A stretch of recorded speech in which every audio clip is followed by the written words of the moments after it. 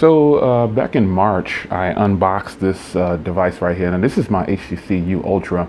I have a D-brand skin on this one right here, but this design is beautiful here. So I wanted to talk about in this video just a few things, just following up here with this phone after using it for so long. So we're in June right now, and this is June 8th, and I think I unboxed this phone on March 8th. So April, May, June. So it's a good time to follow up and tell you how it's been performing.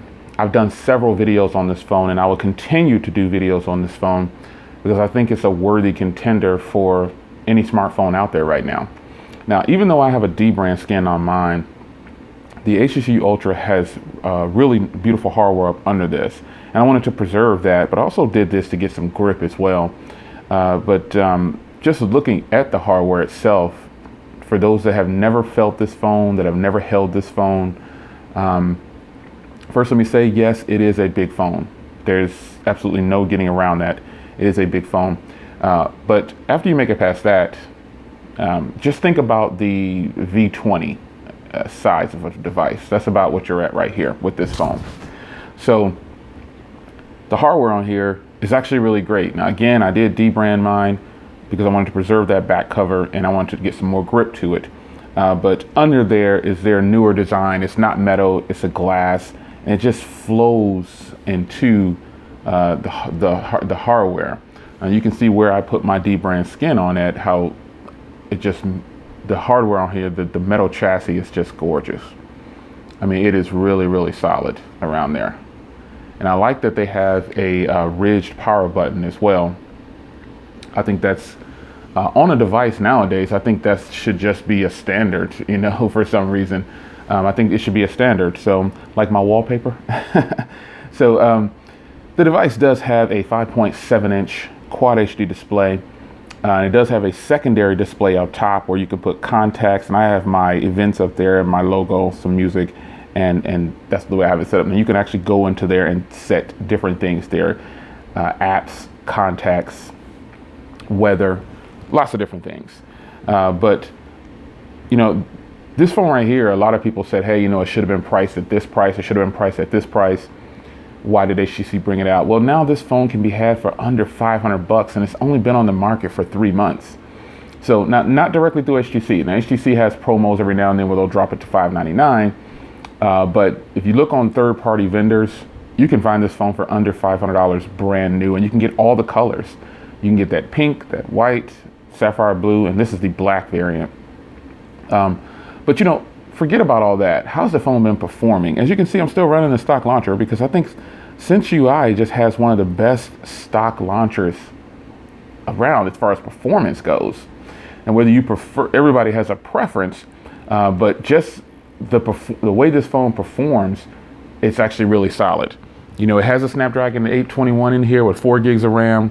Pretty much the same internals as a G6, but I can tell you that when it comes to performance, this actually performs a little bit better than a G6 because of the UI. They both have a Quad HD display, 5.6. You know, they're both really, really solid. I'm not comparing to the G6, but internally it's pretty much the same. But this also has a 3,000 milliamp hour battery, which everyone probably said, oh, you know, it's not enough. But the way this phone is optimized, that battery performs exceptionally well. And I can personally get well over 6 hours of screen on time. And people ask me how I did that or how are you doing that? I don't have any specific, you know, I don't have any kind of tricks that I'm doing. So let's go into battery real quick. I'm at 52%. I've been on this same charge for 10 hours.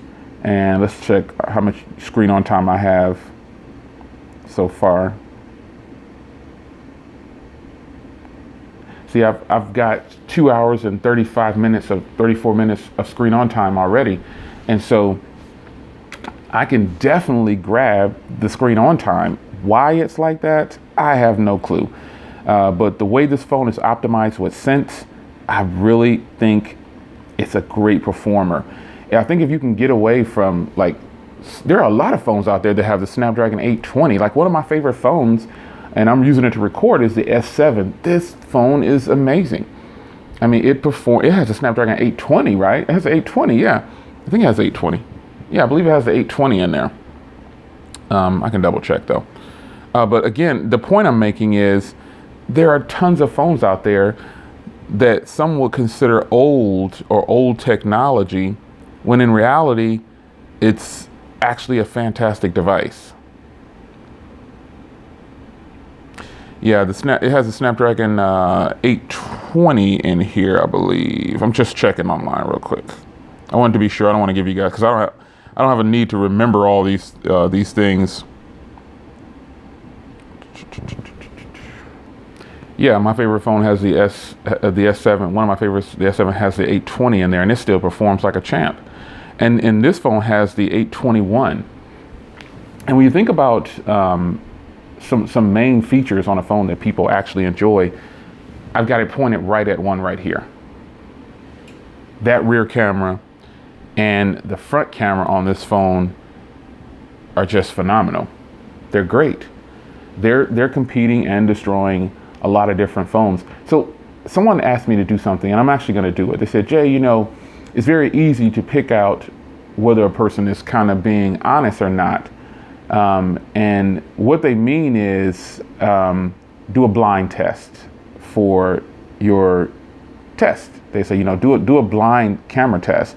Don't tell the people what they're liking, you know, up front. Okay, and I said, you know, I understand this. I'm going to put up some blind tests with this phone and several other phones, and we'll let you decide. And I'm just going to label them photo A, photo B, you know, like that. And you tell me which one you like. And that video will be coming soon. Those types of videos take a lot of work. They take a lot of work because you got to edit it. You got to get the footage off of each device. Think about that.